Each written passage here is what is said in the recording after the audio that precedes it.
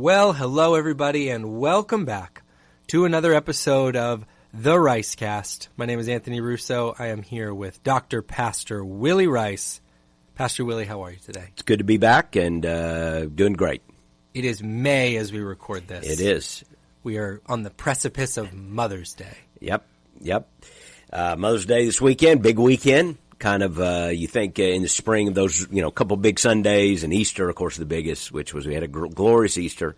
Had a great weekend last weekend where we saw dozens of people respond to the gospel. Yeah. And I think 34 professions of faith it was the number given to Wow. me.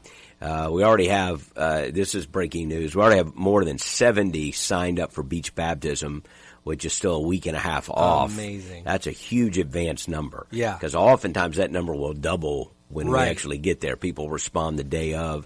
So we're very excited about May 15th and baptizing and encouraging people to make their decisions for Christ public. Mm-hmm. And this is the time of year we just, post-Easter, see a lot of that, and we're really excited about the next week and a half. The month of May, there's never a good time to miss church. Let me just say that. But boy, the month of May has been. We wrapped up our Revelation series this last Sunday. Yep. We got Mother's Day, some family dedications going on this coming Sunday. Yep. We got beach baptism. Yep, Graduate Sunday will get thrown in there, I think, on the Sunday. 22nd, and, graduation here at CCHS. So it's a great month, Memorial Day toward the end of the year, which kind of marks the beginning of summer. Mm-hmm. So it's been a great spring. We've had some challenges this spring, just externally, with things. Yeah. People know about that. But I want to tell you, God's blessed Calvary. This spring, we are so blessed, and looking forward to the next couple of weeks, and then an exciting summer. And we even do, and just things that float in my head, our annual church members meeting is first weekend in June. Okay. And so it's about a month away, but we have some really, really exciting things to share on that. So we got time to talk about that. But it's going to be one of those, you don't want to miss that one, because we're going to share some exciting things. So we're grateful. Very grateful. And again, you don't want to miss any members meeting. No, well, some can be a little tedious. If we're being honest, there are tedious moments, but it is important. I always tell folks, it is important to lean in to your church and to stay involved and to hear the things. Some reports can be tedious, but we try to move it along. But we're going to share some really exciting things that will be shared for the first time at that members meeting. It's an exciting time, and we haven't done a podcast since Easter. We didn't get to do one last week. So did you have any thoughts coming out of Easter weekend specifically? Was this a great weekend? It's like we're all kind of measuring, it's always one of the biggest weekend of the year, and it was a great one at Calvary, way, way, way ahead of last year. So just it's pre-COVID, not quite pre-COVID number, but getting close to where we were Easter 2019. And way ahead of 2021. So we're just, there was so much energy, and there were so many people. Every service was a great service, and we saw so many people. Even now, there are people who have been more cautious through this whole COVID season, and we understand that. And so even now, we've seen people coming back for the first time, and it's a beautiful thing to see. Well, you look at those on-ramp weeks, and certainly Easter's one that if you got out of rhythm, you start on Easter, and it's a great way to get back into the rhythm of being at church every Sunday. So great to see all those people coming back. We met as a team after we had ministries with volunteers, people who used to volunteer that were back for the first time in a while. Yep. So really, really great weekend here at Calvary and great weeks ahead. Looking forward to a great summer. VBS right around the corner. That's in June. So all kinds of fun stuff coming up. Great stuff. Got to do our sports update. The Lightning started the playoffs inauspiciously, Pastor. I heard they got beat, yeah. Beat is a nice way to say it. They got beat badly. We lost 0-5. Beaten badly. 0-5 to the Toronto Maple Leafs. A lot of people might not know this. My family's from the Toronto area. I did not know London, Ontario specifically. Yeah. So, it's a little bit of a tension in the household. They're mostly cheering for the Bolts, but I think there's family members I have that are out there pulling for the Leafs. And I'm pulling for the Bolts. That's where I'm at. And I think we still got it, Pastor. Don't get down. Don't hang your head down. One game. We'll turn it around. Very good. Very good. We'll keep you updated right here on the podcast. Rays are off and running. It's a fun. I always like this. It's a great time of year. This time for sports, Yep. and maybe not Tampa Bay specific, but I like this time for sports. We got that going on. All kinds of things. We do have some things we want to get into today here on the podcast. There's some news. This is kind of one of the things. If you're new to the podcast, we'll talk about. Sometimes we follow up a sermon and kind of dive in on some points from the sermon, and sometimes there's a story that is happening like in the news that we get a chance to go in on a little bit more deeper here. So I jotted down some of these notes, and this sort of preparedness is probably our listeners are not accustomed to it, because usually you hear me saying, "Oh, I should have looked that up." But I did want to just get some of this right. It was because the story started with Politico, who received a draft opinion from the Supreme Court of the United States that stated their intention was to overturn Roe v. Wade. Yep. Now, you and I were talking a little bit about some of this before. I wonder if we might take a brief, civics moment to kind of explain what that means, because I was appreciative of you explaining some of it to me just a second ago.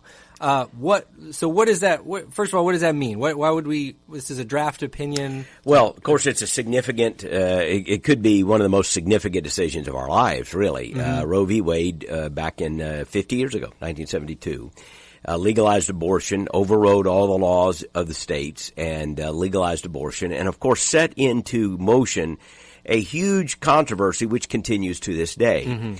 Those who share my opinion would say the court grossly overstepped its bounds in that case, in the sense that they created a law where there was no law. They basically said the Constitution guaranteed the right to an abortion, when of course the Constitution does nothing of the sort. It does not mention abortion. It has to do with kind of a judicial philosophy where one created right leads to another and another. But it becomes this tension in America where does the judiciary and the judicial branch, do they make the laws or do they interpret the laws? Right. And if the judiciary can make the laws, we're in trouble. We've lost a Republican democracy, which that's not talking about political parties. It's talking about a system of government, representative democratic system of government. If 9 people who aren't elected and aren't accountable can make laws, well, now you have a different kind of government. And but their job is to interpret the laws. Right. Well, they created a right where there was none.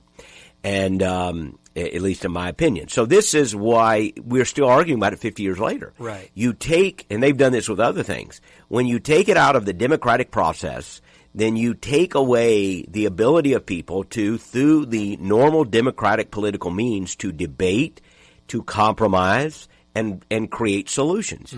And they just essentially made a law 50 years ago. Well, that's why 50 years later, there's still controversy.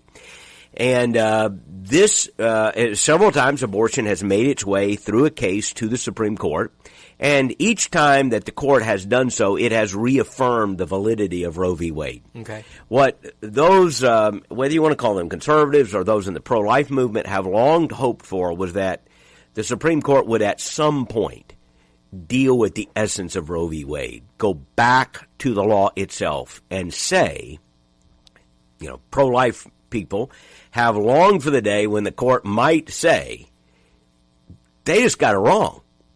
Now, courts don't like to do that. Yeah. They like to follow precedent. But there's nothing that keeps them from doing it, to say, and there have been Supreme Court cases in American history that have been badly wrong. I have said Roe v. Wade is the 20th century's version of the Dred Scott decision in the 19th century. It's just wrong. It's wrong. It's wrong legally. It's wrong logically. It's wrong morally. It's wrong scientifically. I think it's just completely wrong. So anyway, I'm going too far afield there, but what came down Monday night was unprecedented, because what you had is a leak of a draft. So what the Supreme Court does is they will spend months working on a draft.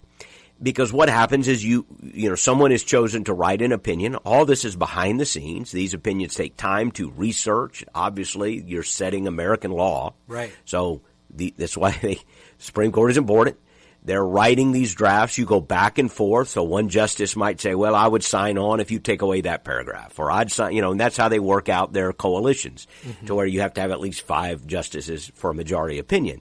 But you make compromises. Sometimes you might even have 5, but maybe you get 2 more to sign on if you did this. And they go, well, we'd rather have 7 than 5. You do that. Yeah. When they finally get it all done, that's when you release it publicly, and it's always released publicly.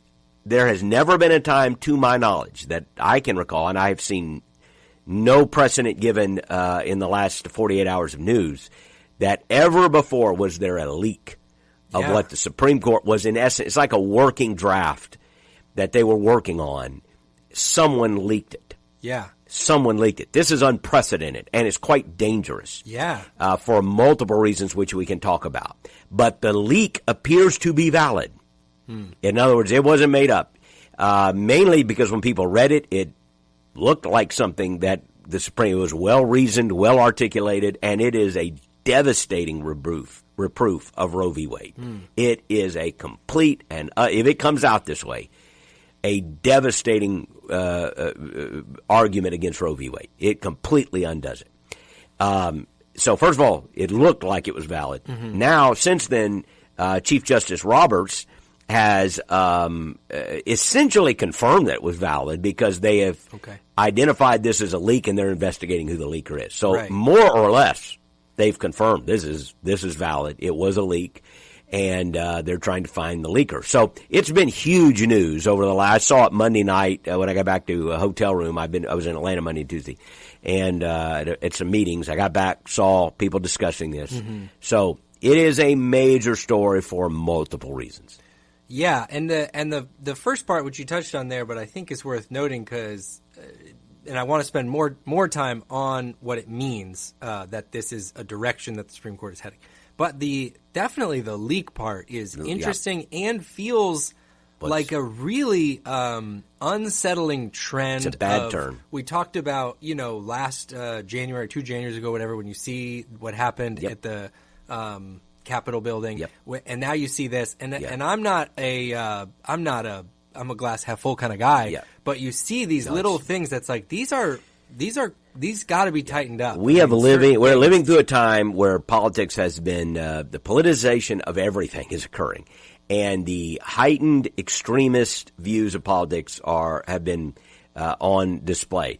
The January 6th, which we did several podcasts on, and we talked about that. Was certainly a disturbing display. This one may be more disturbing than even January 6th. Yeah. January 6th is a few nutcases, really, if I may be so bold as to say that. People got worked up. People got frenzied up, and they rioted, basically. And because they rioted in the U.S. Capitol, it was very down. I'm not trying to minimize it, but, it was... it was a few crazy people going crazy. Yeah. Fortunately, there weren't more injuries. There was, I think, some, and even a death. Yeah, I think. But, it was what it was. Right. This is inside a government institution. This is somebody trying to undermine the judicial process of the Supreme Court. We don't yet know, in all fairness, who leaked it or what their motives were. Right. But it seems pretty apparent that this leak was designed to create political pressure, and that is to undermine the judicial. Most people believe that this is designed to somehow pressure them not to make this decision. That if you can leak this, you'll create enough of an uproar, enough pressure that people would stop. Maybe the justices would feel pressured not to do this. It's hard to imagine another logical reason. Yeah, it really is. And it's almost certain that is something to the case. That is so dangerous to our system of government, and to hear some people on the political left actually praising this act is why people should have alarm bells going off. If you lose the independence of the judicial branch, you lose your constitutional form of government. This is why I have been so adamant in recent years in saying that it's not, to me, a right or left issue, conservative or liberal issue. It's a right-wrong issue. The judges in the Supreme Court should be people who interpret the law. Mm-hmm. It's like the umpire in a game. Yeah. They don't wear either jersey. Right. I don't really get into the idea they need to be representative, and I know this is very controversial. That's not the important thing. They're not representative of America. First of all, almost all of them are Ivy League graduates. That's not representative of America. Yeah. I don't think there's any Southern Baptists on the Supreme Court. But why do it shouldn't matter. Yeah. Because all you want in a Supreme Court is people that call balls and strikes, like an umpire. I don't care where he grew up. I don't care where he goes to church. I don't care how he votes. If you have an umpire in a baseball game, I mean, I care for his soul, but you understand the integrity of a baseball game, the process. The umpire, it shouldn't matter. His own personal view shouldn't matter. Mm-hmm. His job is to call balls and strikes and to enforce the rules. In the judicial branch, that is what you want. Mm-hmm. You want people who look at the law and say, they may even go, I don't like the law. I think it's a bad law, but that's the law. I'm enforcing the law. Sure. But what you have seen in the last few years is a radicalization of this process. We've seen it in the Supreme Court confirmation hearings that have been just circuses of late, many of them. And you see it there, this radicalization to try to use the Supreme Court to create a political end. That was what was wrong with Roe v. Wade to begin with. Should have never been. It was a terrible, terrible law, a terrible case. And it's one of the reasons abortion is still so controversial. I would like to think, even with the secularization and fragmentation of American society, had it been left to work through the democratic process, it would not be as controversial as it is today. Because, you know why? People would have argued. Yeah. They would have debated. They would have elected candidates. Compromises would have been formed. You may not like the laws. Hey, there's a lot of laws I don't like. Mm-hmm. But at least I get to vote for a guy who goes and, a guy or gal, and they vote. And so, and once you get compromises, people tend to settle down and go, well, I don't like the laws. I'd like to work to change them, but they are what they are. And, we weren't able to do that with abortion. Interesting. Yeah. And it's why it has become this 50 years later. And that's why I, as a proud member of the pro-life movement, pro-life people never quit. Mm-hmm. They never quit because they knew we were right morally. They know we are right scientifically.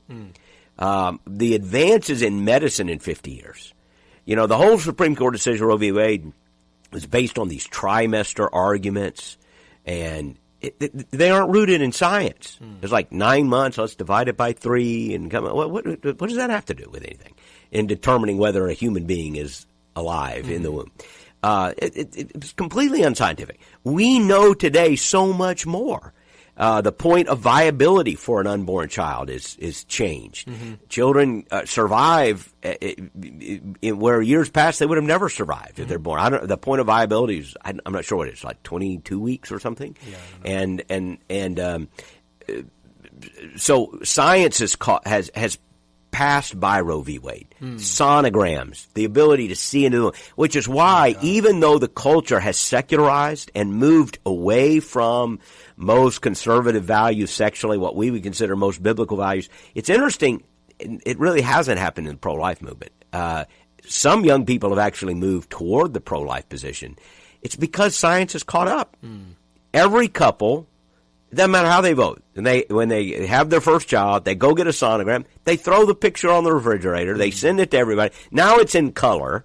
Like now, like you see the eyebrows, right? Now it's unbelievable. Really There's no denying what you see with your own eyes. This is a human being. And nobody gets that picture. I don't care how they vote. Nobody gets that picture and goes and says, oh, this isn't a human being. This is just a clump of cells. That's why Roe v. Wade is bound to fail eventually. That's why abortion on demand will at some point be viewed as barbaric. At some point, a civilized culture, either America just fails to be a civilized culture and disintegrates into history, or a civilized people will, at some point, years from now, look back and say, this was barbaric. That children 3, 4, 5 months into the womb, all the way up to 9 months now in some states, could be killed. It's just wrong. You don't have to be a conservative to believe that. You just have to be a moral human being to believe that. That you just can't kill babies. So In any case, this is a huge, huge decision, and leaking this, we started off, I'm saying so much here, but leaking this decision is unprecedented, an unprecedented politicization of the judicial process. I hope the person is caught. Yeah. I hope there are devastating consequences to them, and it is shameful that there are people who, this ought to be the kind of thing that the Supreme Court will say 9-0. This is horrible. Whoever did this should be never work in law again, never work for the Supreme Court again. And I tell you what, I haven't heard anybody say, so I'm going to say it will break news right here on the Ricecast. Because I haven't heard any, I'm sure somebody's saying it. If a Supreme Court justice knew about this leak and allowed it, they should be impeached. Now, you write that one down. You call the USA Today and tell them I said. They should be impeached. Yeah. It's an impeachable offense, what they did. Now, probably it didn't happen from a Supreme Court justice.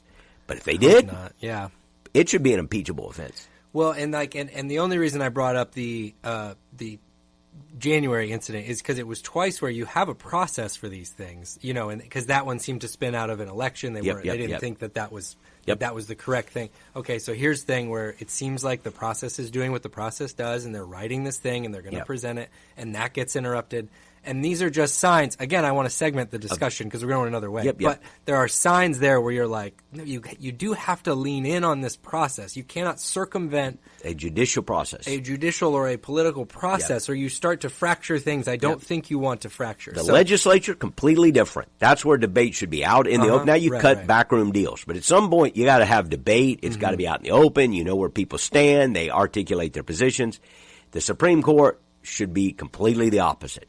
And for that process to be disrupted is intentional. It's trying to create political pressure, and it is a very, very sobering sign.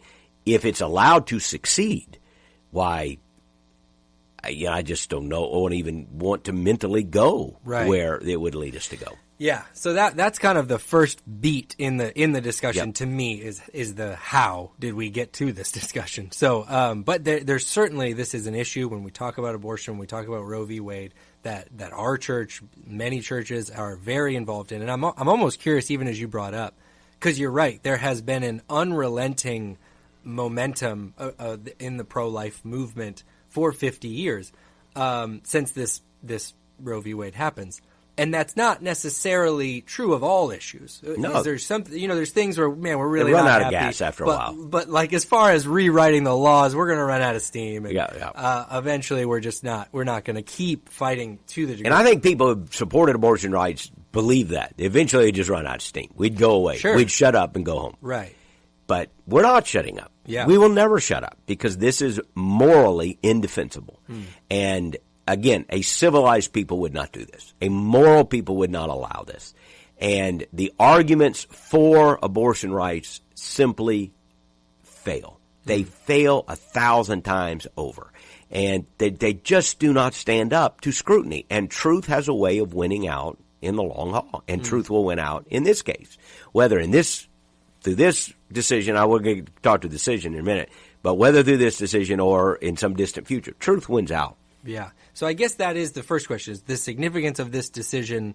What is the significance of this decision for what would be the pro-life movement? Let's talk about it. And again, I'm sure a lot of people are getting good analysis. But what people need to understand is this isn't the finish line, okay?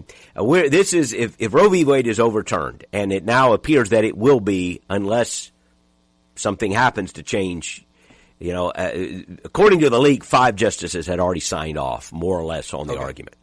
Again, it's not done yet, so it has not been, let's first of all say, it hasn't been handed down. It was a leak of a draft, so they're working on it. So it's like saying you've won the game, it's only in the third quarter, okay.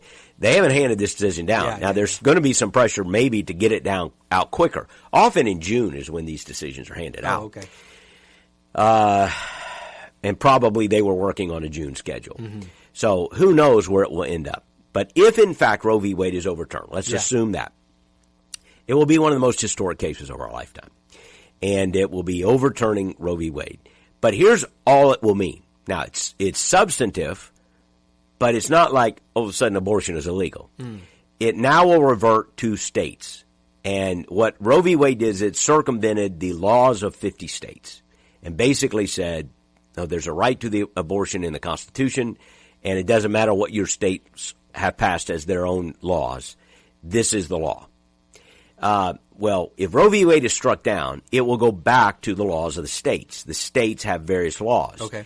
To my knowledge, the federal government had not passed any specific law related to the broad abortion rights. Now, there's some argument that that's what will happen now. And while I hope that doesn't happen, it is appropriate for that to be debated in the U.S. Congress. That's why you have a Congress. So it will be debated there. It'll be part of elections there. It's where it should be. It's where it should be. That's how you make compromises. That's how you work out legislation. But it won't undo abortion across America. Okay. However, it will become illegal in some states. Actually, I'm sitting here. I don't know the exact laws in Florida. I need to read that. I know we have a very pro-life legislature and governor, so I'm not sure where all the laws stand now. But there are a number of laws that have passed very restrictive abortion laws anticipating this. And so I think there's several states where immediately abortion would become illegal. And it's now going to be a hot-button issue in every state legislature. There are some very left-leaning states like California, New York. They've codified abortion 9 months, any reason. I just think it's barbaric.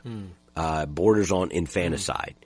The Virginia governor, prior to this one, famously talked about a child being born and keeping it comfortable as you kill it, basically. And then he tried to walk it back, but that's what he said. That's infanticide. It's the killing of a human being. And so you are going to have states where the laws are extremely liberal. So a person, you might have places where a person wanting an abortion now goes to New York or goes to California or goes to these states where the abortion rights are much broader and people want to pay for it. Okay, they'll go to those states. Unless the U.S. Congress passes a law that applies to all 50 states. Okay. And there will be pressure from both sides to do that. It'll become a political issue. And of course, our Congress is very evenly split right now. It's slightly ruled by the Democrats, but it's the narrowest of margins. But what you're saying is from a process perspective, sorry to jump in, I just want to clarify, is that this is a healthier way to discuss this thing. Because now these people are accountable to their people they're representing. That's where laws are supposed to be made. Gotcha. So while it will be a hot-button issue, that's what the Congress is for. Right. For hot-button issues. Right. And then, in the old days what happened is you have people holding these positions and then, there's always a group that finally gets in the room, the proverbial back room, the room where it happens from Hamilton. You get in the room where it happens and you make deals. And sometimes those deals don't satisfy people on either end of the spectrum, but they end up with a broad consensus that many Americans can live with. Right. Well, all that process was taken away when the Supreme Court just, boom, ruled. Gotcha. So it will be in the legislature. But what does it mean to the pro-life movement? Well, first of all, it does not mean abortion will be illegal. It will be illegal in some states. But the battle continues for the hearts and minds of people. And that battle is far, far, far from over. Yeah. Because abortion rights will be strongly defended in many quarters. And so the battle, and by battle I mean making rational arguments, cogent arguments, countering misinformation. This isn't won in a single debate or a single argument, but continuing scientific advancements, continuing to show people the facts, that's going to continue. There might even be a kickback where the pro-abortion side, gains a kind of intensity now and wins some political victories in the legislature.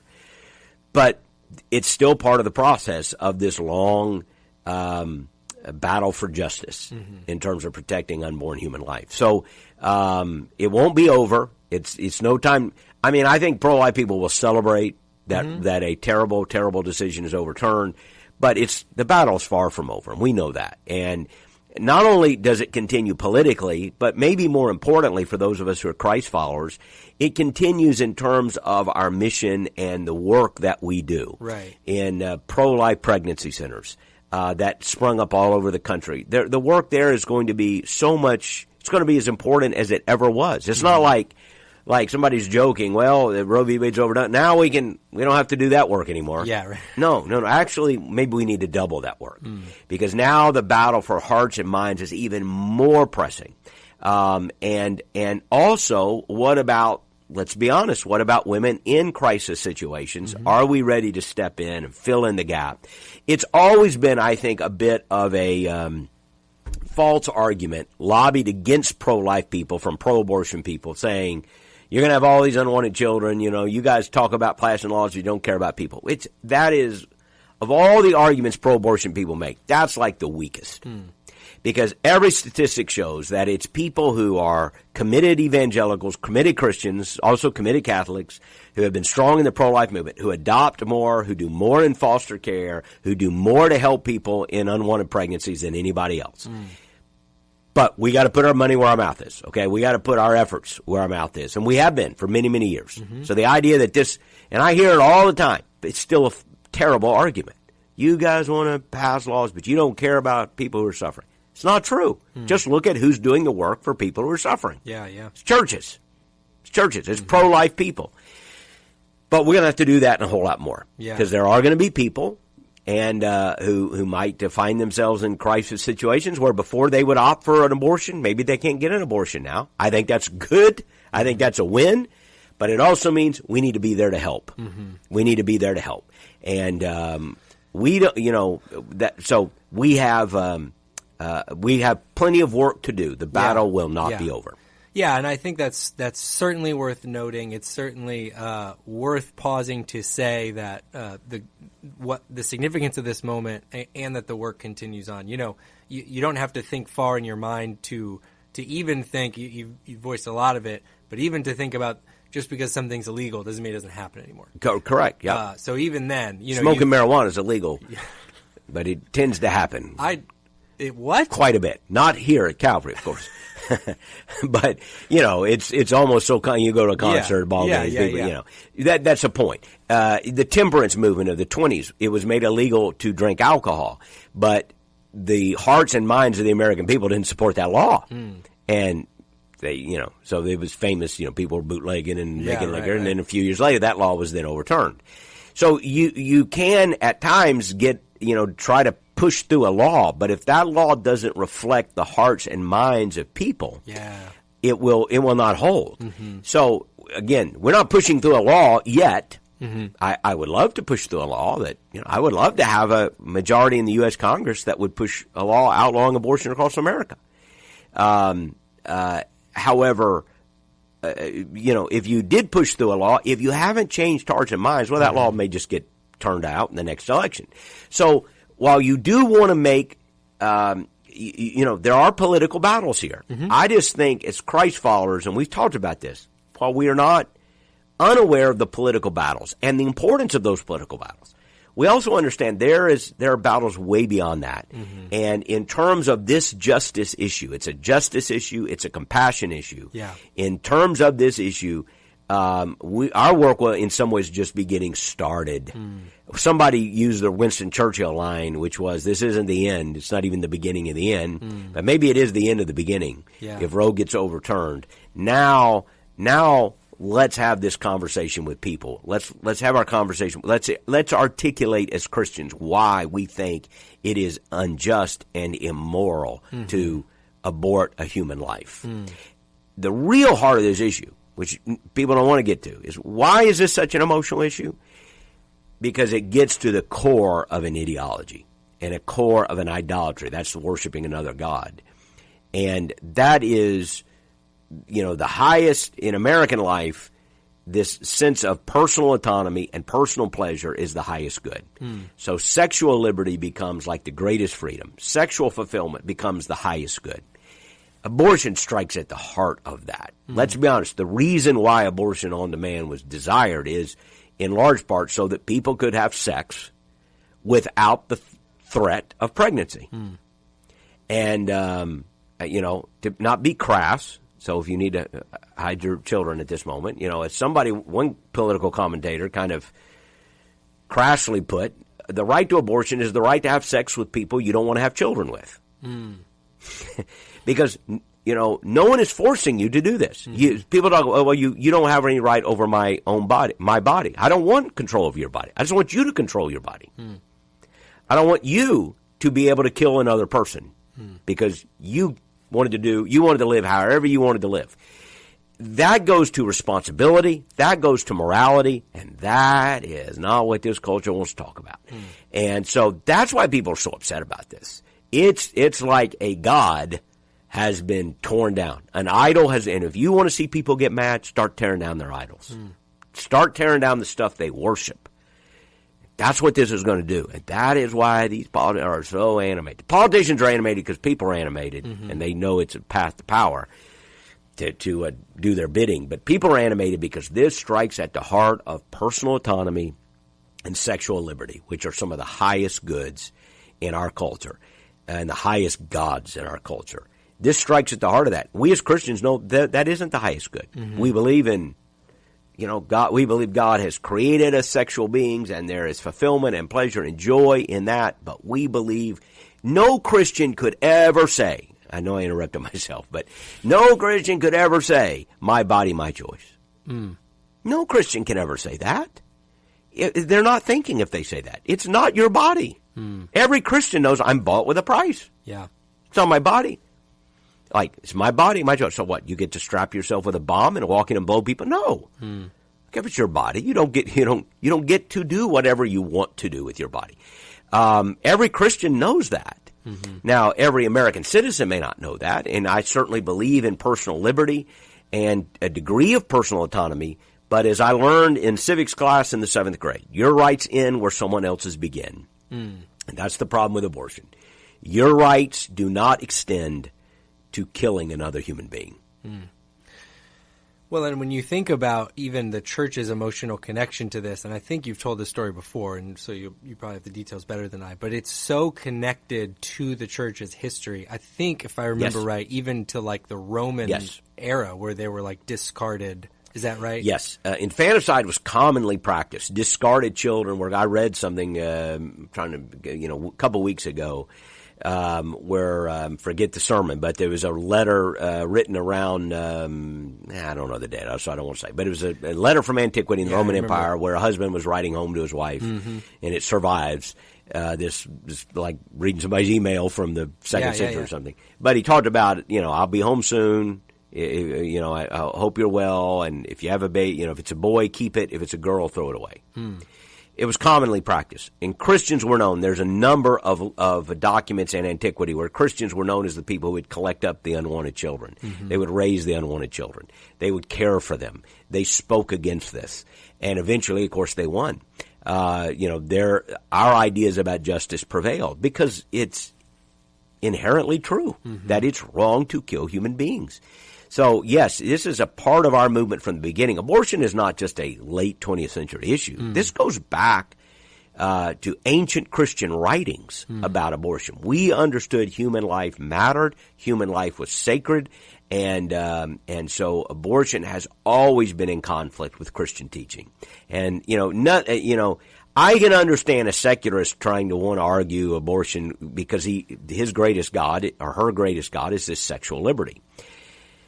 But boy, I have very little patience with these left-wing Christians who want to argue. I saw one of the senators who claims to be a pastor, one of the senators from Georgia, and he claims to be a pastor, and he says, I was a pro-choice pastor. Well, you're just, with all due respect, Senator, you're just a heretic. You're just you may call yourself a pastor, but you are not a biblical pastor if you can embrace the killing of unborn children so that people can have sex with whoever they want to have sex with that they don't want to have children with. That's just horrific. And I wish that anybody that held that view would just be honest and say, my view is not a Christian view.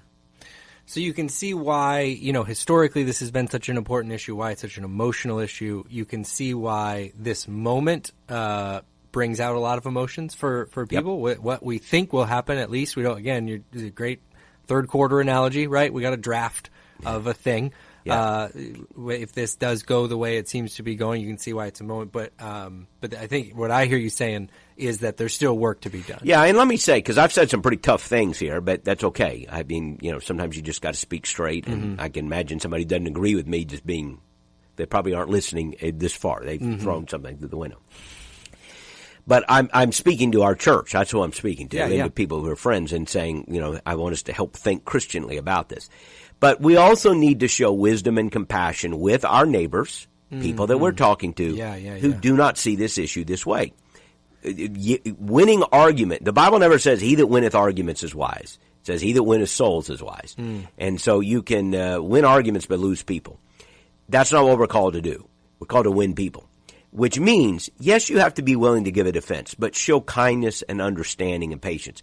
Listen to people who may disagree with you and learn to ask probing questions. Don't just back and forth. Ask them questions that will help them see this differently. And I would say, whenever you get in this conversation, go back to, but aren't we talking about a human being? Aren't we talking about a human being? There's a reason why in the pro-abortion movement, they don't want to talk about a baby. They want to talk about a product of, they've got all these words, a product of conception, an embryo, all these things. But aren't we talking about a human being here? Because I think, you can kind of help people connect the dots if you just bring it back to the argument of a human being. And another thing I've done in the past in talking to people is use something as now where the overwhelming, everyone acknowledges that, for instance, slavery was a horrific evil. And I have often said, well, what if Abraham Lincoln just had a pro-choice argument? Like, I'm against slavery. I personally don't own any slaves. Personally, I don't think people should own slaves. But who am I to impose my morality on someone else? Sure, yeah. Well, that's essentially what the other side was. It was a pro-choice argument about slavery. Like, you don't, and I'm a Southerner, so the South was, you don't get to tell us what we're going to do with our property. And Abraham Lincoln said, yes, I do. More or less. It was a little more complicated than that. But, yes, we do. Because why? Because it's an issue of justice. It's an issue that is right, transcendently moral. And, of course, in that case, you went to constitutional arguments as well, and should have from the beginning. So I've sometimes used that argument. Apply the pro-choice argument across the board to other issues. Pro-choice about trafficking children. Does that hold up? Pro-choice about slavery. Does that hold up? Yeah. Pro-choice about shooting your neighbor if he gets on your nerve. You could just get silly. It doesn't hold up. That libertarian argument only holds up so far. Again, as my 7th grade civics teacher said, your rights end where someone else's begin. You don't get to be pro-choice about taking my civil rights away. And from a justice argument, which is biblical justice, you don't get to do that which violates the character of God and the image of God in another human being. It's wrong. It is wrong. It's always been wrong. It will always be wrong. And we've just had to stand. Most of us will spend our life, standing on this issue, knowing that it won't be resolved during our lifetime. But yet we will contend for the truth that it is wrong to kill an unborn human because you find them inconvenient. It's good. It's a great note to end on, that even as we talked in the beginning about how it's even seemingly this conversation is being introduced in a contentious, kind of conniving way, potentially, as we discuss it with our friends and neighbors and coworkers, that we're doing so with grace and love and standing on what we believe and what we believe to be true. But continuing, as we say so much on this podcast, that you do it with love, you listen, you show grace. Because those are ways you can win an argument and lose people. You say that a lot, and I think it's worth remembering in any and all subjects. So, including this one, but we'll see. One of those. We'll see how the fourth quarter plays out. We're in the third quarter. We got this draft of an opinion. We'll see what happens. It's going to be an interesting couple of weeks politically. It is going to be very interesting, and a lot of people think this will change the focus of the midterms. Some people think that's why it was done, basically, to change the focus. I don't know. It's going to be very interesting to see how the final decision comes out. The fallout will be intense. The arguments will be loud and ferocious. We should give thanks if Roe v. Wade is overturned, but then we have much work to do. Yeah. And it's not about just winning a political battle, even a judicial battle. It's about winning people, extending and doing what is right. So we will have justice work yet to be done. We will have gospel work yet to be done. And that doesn't end just because you win a Supreme Court case. That's right. And as far as work to be done, it's worth noting there are several partners that Calvary works with in these areas. Definitely want to shout out New Life Solutions. I know is a big partner. They're kind of a New Life Solutions, probably our biggest partner. They have multiple clinics across the Tampa Bay area. We have a long history with them. Bay Area Pregnancy Center does great work also. We're grateful for them. And Next Step Center in downtown St. Pete, I believe, is still doing great work. I think they still are a standalone clinic there. Calvary has supported all of those in the past. And we got a Walk for Life coming up, I think, maybe this weekend, isn't it? It's usually Mother's Day. Yeah. So the Walk for Life is coming up. Many of our Calvary people are involved in that. I'm very certain it's the Saturday before Mother's Day. So many of you are involved in that. If you're not, go on the website of New Life Solutions or Walk for Life, and you'll get information about there.